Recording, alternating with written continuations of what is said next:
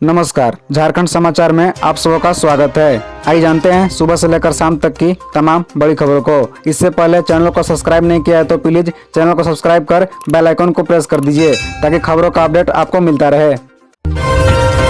रांची के बुढ़मू के सुमो जंगल में पुलिस और टीपीसी उग्रवादियों के बीच भीषण मुठभेड़, 800 गोलियां मिली। बता दें कि रांची से सटे बुढ़मू के सुमो जंगल में रविवार रात पुलिस और टीपीसी उग्रवादियों के बीच भीषण मुठभेड़ हुई। इस मुठभेड़ में पुलिस को भारी पड़ता देख सभी उग्रवादी जंगल और अंधेरे का फायदा उठाकर भाग निकले। बाद में यहां से चलाए गए सर्च ऑपरेशन में पुलिस ने जंगल से 777 कारतूस, 7 मोबाइल चार्जर के अलावा 1 दर्जन वाकी टॉकी बरामद किया है। पुलिस ने दावा किया है कि मुठभेड़ में कई उग्रवादी घायल हुए हैं। जंगल में उग्रवादियों की सूचना के अनुसार एसएसपी किशोर कौशल को सूचना मिली कि सुमो जंगल में टीपीसी उग्रवादी विक्रम, विनोद महतो उर्फ मुरारी व रंजित महतो का दस्ता किसी बड़ी घटना को अंजाम देने के लिए कैंप किए हैं। इसके बाद एसएसपी ने अनिमेश नैथानी के नेतृत्व में एक टीम का गठन किया।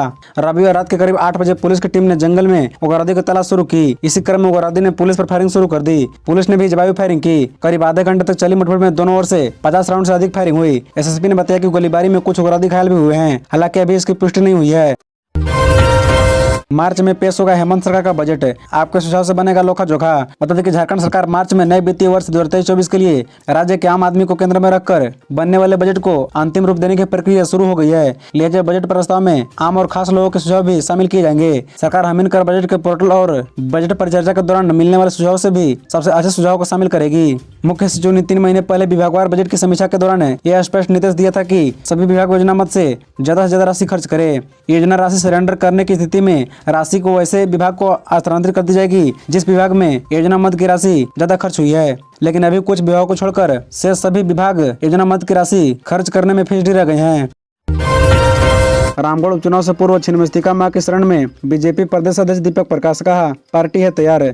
बता दें कि भारतीय जनता पार्टी के झारखंड प्रदेश अध्यक्ष सह सांसद दीपक प्रकाश रविवार को प्रसिद्ध सिद्ध पीठ रजरप्पा स्थित मां छिन्नमस्तिका मंदिर पहुंचे। इस दौरान उन्होंने मां छिन्नमस्तिका मां की पूजा अर्चना किया, साथ ही नारियल बलि देकर रक्षा सूत्र बनवाया। पूजा अर्चना मंदिर के वरिष्ठ पुजारी असीम पंडा ने विद्युत रूप से पूजा अर्चना करवाया। इस दौरान उन्होंने मां के दरबार में राज्य और देश की खुशहाली की कामना की। वहीं रामगढ़ उपचुनाव को लेकर कहा कि पार्टी चुनाव को लेकर पूरी तरह से तैयार है। पूजा अर्चना के बाद प्रदेश अध्यक्ष दीपक प्रकाश ने छिन्नमस्तिका मंदिर सियासत समिति कार्यालय में थोड़ी देर रुक कर पीएम मोदी के मन के बात कार्यक्रम को सुना। इस दौरान रामगढ़ जिला अध्यक्ष परवीन मेहता सहित पार्टी के कई नेता और कार्यकर्ता उपस्थित हैं। इस मौके पर प्रदेश अध्यक्ष दीपक प्रकाश ने प्रधानमंत्री नरेंद्र मोदी के मन की बात को प्रेरणादायक बताया। झारखंडी कौन, यह तय करने वाला विधेयक राज्यपाल ने लौटाया, दिया है तर्क। बता दें कि राज्यपाल रमेश बैस ने 1932 खतियान आधारित स्थानीय नीति विधेयक राज्य सरकार को लौटा दिया है। उन्होंने कहा है कि विशेष प्रावधान के तहत नियोजन नीति में शर्त लगाने की शक्तियां संसद के पास है, राज्य विधानमंडल के पास नहीं। उन्होंने सुप्रीम कोर्ट और हाई कोर्ट के निर्णयों का भी उल्लेख कर संबंधित विधेयक की वैधानिकता पर प्रश्न उठाते हुए पूर्ण समीक्षा के लिए वापस किया है। बता दें कि बीते दिन 11 नवंबर को यह विधेयक विधानसभा से पारित हुआ था। राज्यपाल की ओर से कहा गया है कि विधेयक की समीक्षा में स्पष्ट हुआ है कि संविधान की धारा 16 में सभी नागरिकों को नियोजन के मामले में समान अधिकार प्राप्त है। राज्यपाल ने कहा कि सरकार विधेयक की वैधता की समीक्षा करे कि यह संविधान के अनुरूप एवं सुप्रीम कोर्ट के आदेशों के अनुरूप हो। इस अधिनियम के अनुसार स्थानीय व्यक्ति का अर्थ झारखंड का डेमोसाइल होगा जो एक भारतीय नागरिक है और झारखंड के क्षेत्रीय और भौगोलिक सीमा में रहता है और उसका या उसके पूर्वज का नाम 1932 या उससे पहले के खतियान में दर्ज है। इसके तहत पहचाने गए स्थानीय व्यक्ति ही राज्य के वर्ग 3 और 4 के नियुक्तियों के पात्र होंगे। जामताड़ा में धरा करोड़पति ठग, झांसा देने के लिए करता था मजदूरी। बता दें कि झारखंड का जामताड़ा देश भर में साइबर फ्रॉड के लिए कुख्यात है। जामताड़ा साइबर ठगी के लिए इतना मशहूर है कि इसके नाम से नेटफ्लिक्स पर वेब सीरीज भी आ चुकी है। अब जामताड़ा से जुड़ी एक बड़ी खबर सामने आ रही है। मिली जानकारी के मुताबिक जामताड़ा साइबर पुलिस ने करोड़पति साइबर क्रिमिनल्स को गिरफ्तार किया है। गिरफ्तारी अपराधी की पहचान असीम अंसारी के रूप में हुई है। पुलिस का कहना है कि असीम अंसारी ने साइबर क्राइम के जरिए करोड़ों रुपए की संपत्ति अर्जित की है। पुलिस का कहना है कि अपने काले कारनामों को छिपाने के लिए और पुलिस को झांसा देने के इरादे से असीम अक्सर दिल्ली और मुंबई जैसे शहरों में दिहाड़ी मजदूरों के रूप में जाता था। जामताड़ा साइबर पुलिस का कहना है कि असीम अंसारी लोगों के बैंक खाते को दुरुपयोग कर साइबर ठगी किया करता था। असीम पहले भी इन्हीं आरोपों में दिल्ली में गिरफ्तार हो चुका है, हालांकि इसकी आधिकारिक पुष्टि बाकी है। जामताड़ा पुलिस फिलहाल दिल्ली पुलिस से इस बाबत संपर्क साधने में लगी है। गौरतलब है कि जामताड़ा के तकरीबन सभी प्रखंडों में युवा साइबर क्राइम में लिप्त हैं। इसका जाल इतनी गहराई तक फैला है कि पुलिस के लिए इन्हें रोकना बड़ी चुनौती बन गई है।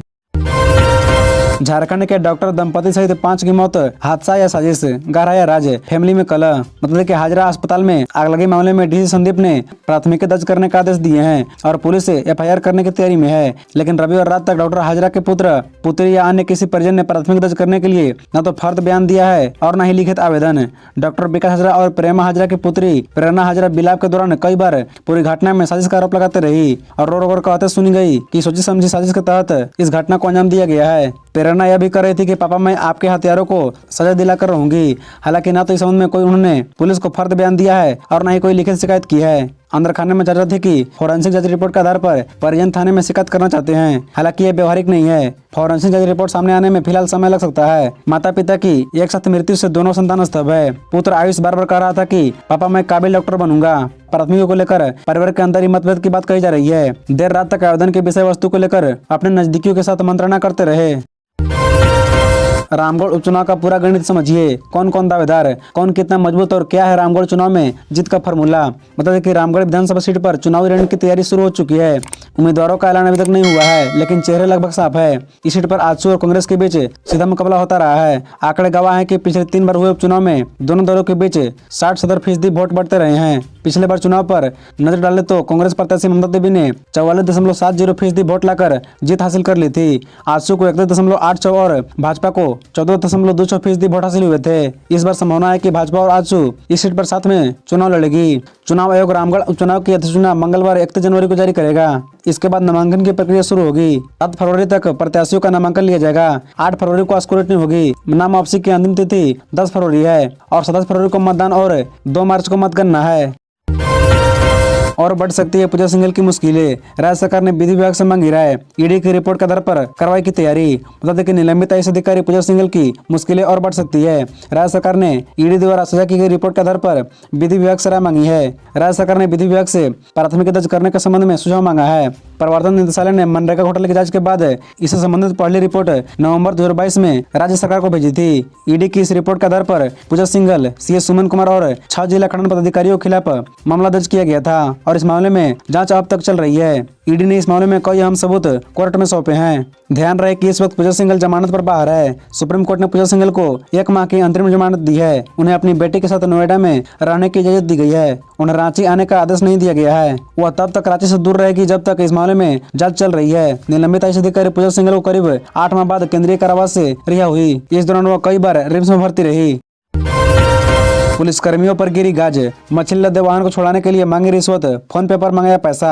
आरोपी थानेदार निलंबित। मतलब कि थाना परिसर से वाहन में लदी मछली को अपने चहेतों के बीच बांटने और वाहन छोड़ने के लिए रिश्वत की राशि फोन पे पर मांगने के आरोप में गिरिडीह के एसपी ने डुमरी थाना प्रभारी सहित 2 आरक्षियों और 1 आरक्षी चालक को निलंबित कर लाइन हाजिर कर दिया है।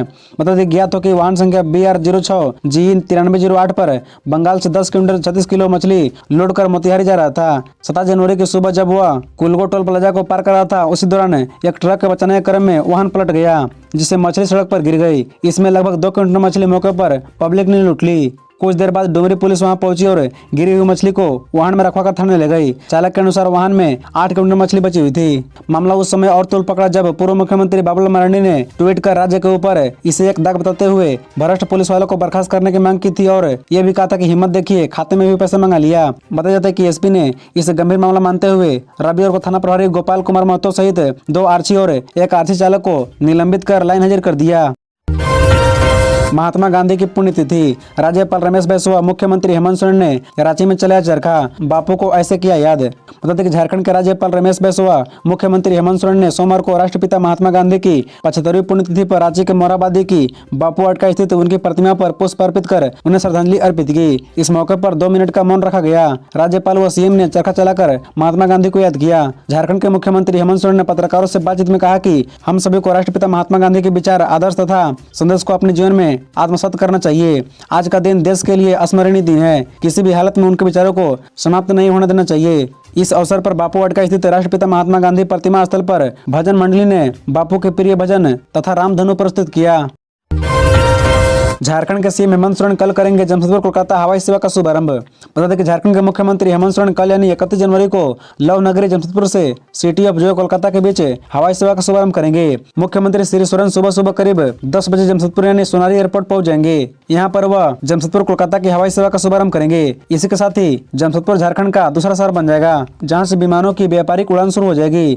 अभी हवाई यात्रा के लिए लोगों को रांची के बिरसा मुंडा एयरपोर्ट की सेवा लेनी पड़ती है। जमशेदपुर से कोलकाता और भुवनेश्वर दोनों शहरों के लिए हवाई सेवा शुरू हो रही है। जमशेदपुर से कोलकाता का किराया 1199 रुपए रखा गया है। इंडिया वन एयर ने 9 सीटर विमान चलाने का फैसला किया है। 31 जनवरी 2023 को सुबह 11:30 पर विमान जमशेदपुर से उड़ान भरेगा और 12:35 पर यात्रियों को कोलकाता पहुंचा देगा।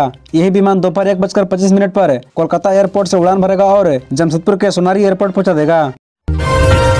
संताल में जनता का झमुमो से मोहभंग, बाबूलाल मरांडी। बता दें कि भाजपा विधायक दल के नेता और पूर्व मुख्यमंत्री बाबूलाल मरांडी ने कहा कि राज्य की जनता को झारखंड मुद्रा मोचन पार्टी से मुक्ति दिलानी है। श्री मरांडी ने रविवार को अपने आवास पर संताल प्रकरण क्षेत्र से आई सामाजिक कार्यकर्ता अनिता मुर्मू के नेतृत्व में सैकड़ों लोगों को भाजपा में सदस्यता ग्रहण कराई। इस मौके पर उन्होंने कहा कि झारखंड की स्थिति आज भयावह हो चुकी है और भ्रष्टाचार चरम पर है। झमुमो सहित राज्य के सत्ताधारी खान खनिज और संसाधनों को लूटने में लगे हैं। झमुमो आज मुद्रा मोचन पार्टी बनकर काम कर रही है। राज्य के विकास से इनका कुछ भी लेना देना नहीं है। श्री मरांडी ने कहा कि आज राज्य की युवा पीढ़ी बेरोजगारी के मार झेलते हुए दर दर भटक रही है। ऐसी हालत में जनता का विश्वास सत्ताधारी पार्टी से उठ चुका है। जनता आशा भरी निगाहों से भाजपा और एनडीए गठबंधन की ओर देख रही है। उन्होंने कहा कि संताल परगना में झमुमो के खिलाफ आक्रोश है। इसी का परिणाम है कि बड़ी संख्या में लोग रोज भाजपा की सदस्यता ग्रहण कर रहे हैं। खबरों से जुड़े रहने के लिए चैनल को सब्सक्राइब, वीडियो को लाइक एवं एक दूसरे से शेयर जरूर करें। धन्यवाद।